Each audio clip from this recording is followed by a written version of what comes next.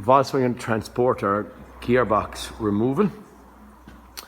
Just as a fast pointer for anyone if they're anyway concerned about it. First thing I've done is removed the actual subframe.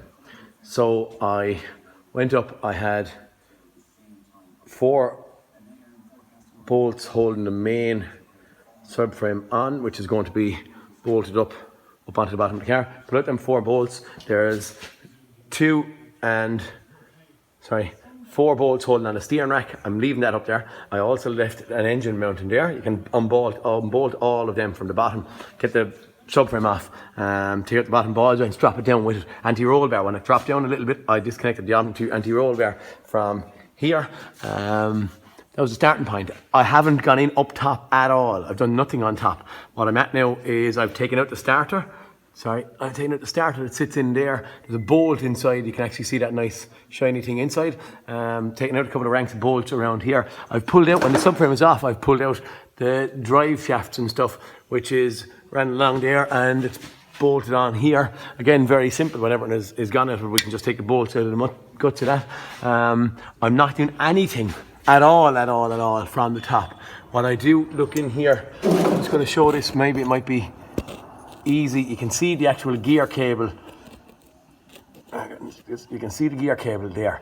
If you press against the head of that pin there, it releases the cable. So just push against that little circle thing, the same as on the other cable.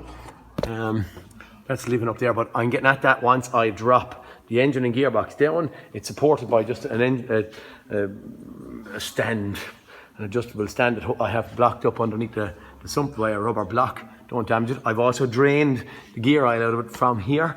Yeah, that's kind of the starting point. Everything is done from underneath. I'm not doing anything from top. I'm not going looking in there. It's too far down, too hard to get at. So everything so far is from underneath. Brake lines, or sorry, clutch line I have clamped off there, and I'm going to disconnect it out in a minute. I'm replacing the dual mass flywheel and clutch kit. Release bearing sitting over there, and a couple of bolts and stuff in that bag here. But yeah, that's it. So everything from the bottom so far. I'll follow on in a second. Saw that bolt in there, in behind the starter. We also have another one just there. Nothing else further up at that point. When we come back down underneath, we go up, we have a bolt sitting in here just above the drive shaft on the driver's side, bolt, okay? And then in behind, I have to remove this protective cover. I didn't actually remove it, I just had to pull it down. But in there, I have another bolt. Can you see it sitting in there? That's actually just down below the drive shaft. If that's all right, that should be it. There's no, and that bolt here in a steel bracket, there's no other bolts up there. The clips for the actual gear cables, there's a little button in the middle of the thing for holding the cables. I just pressed the button. When I pressed the button, the gear cables came loose, giving me a bit more room as well.